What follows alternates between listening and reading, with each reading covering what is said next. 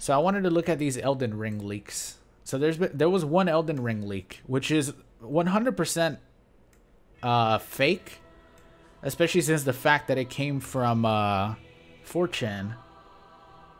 So I wanted to look over it with you guys. This is a supposed leak for Elden Ring, okay? The supposed leak for Elden Ring. I haven't read any of this.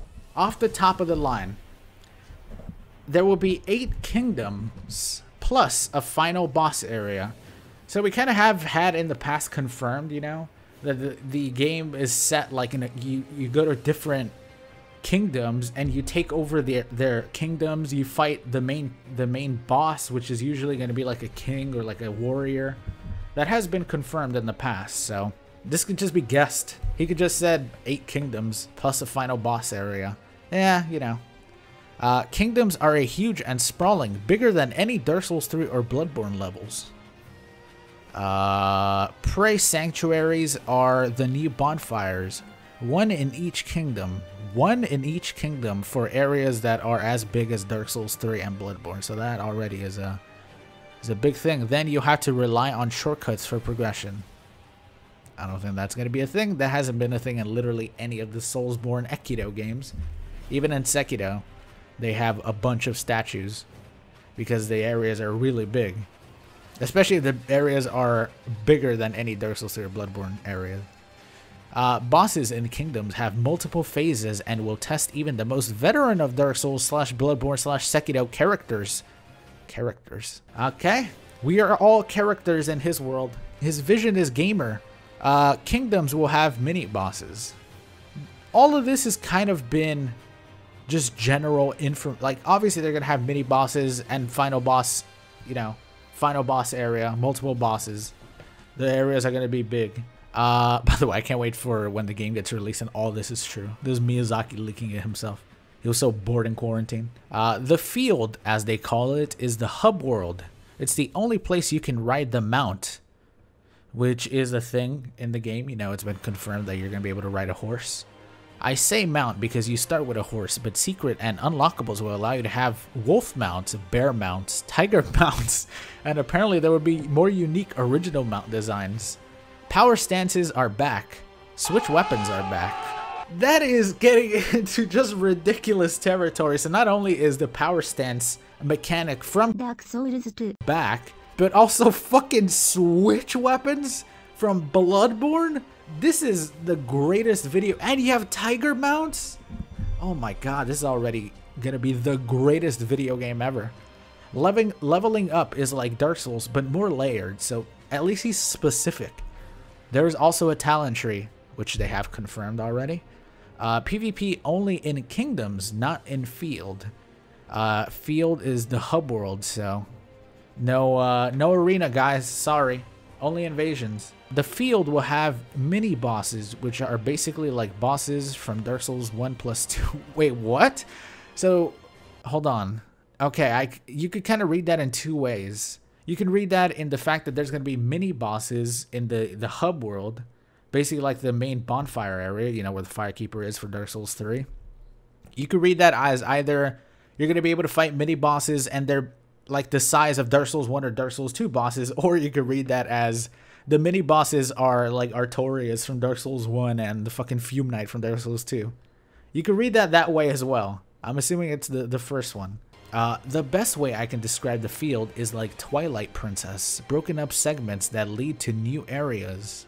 Everything is seamlessly open world, just like all previous From titles. Seamlessly open world, just like all previous From titles. Well, pretty much most of the From Software games haven't been seamlessly open. Like, it hasn't been an open whole world, except for like Dark Souls 1, maybe.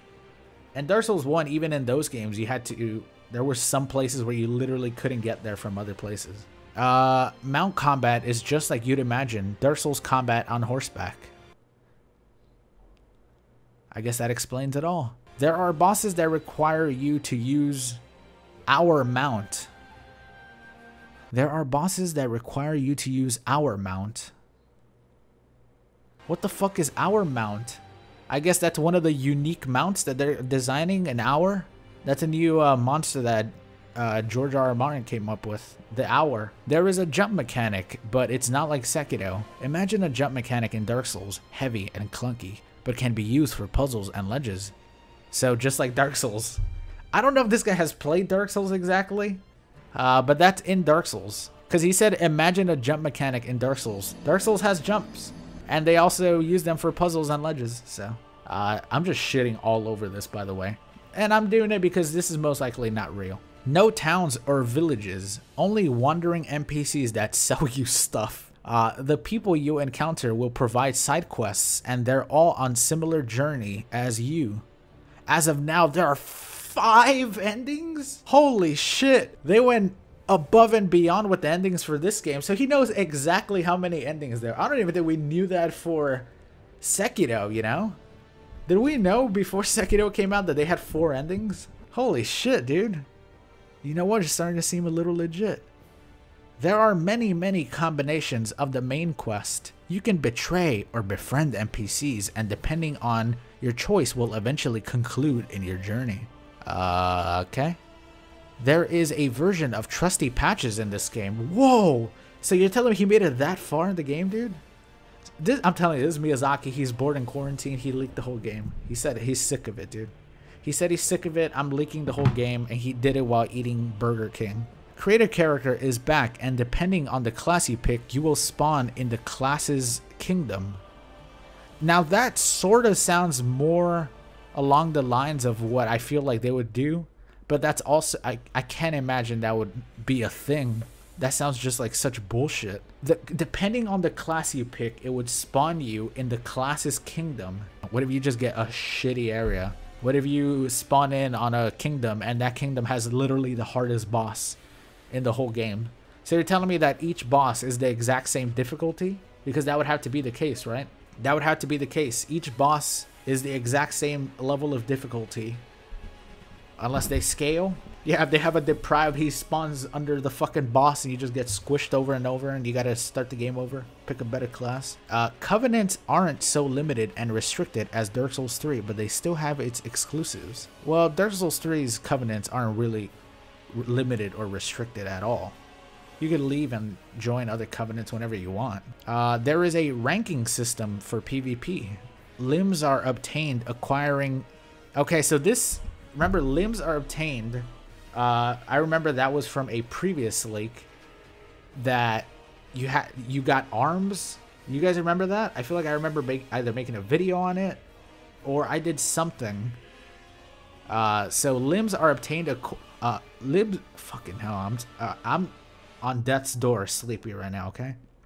Limbs are obtained, acquired from kingdom boss battles, and once you obtain them, you can take them to the 11 Queen. Oh, he gets so specific. You guys know the 11 Queen. You just take it to the 11 Queen. Take it to the 11 Queen, and she will give you a unique ability that will greatly assist you. So specific, like he's been talking about the 11 Queen.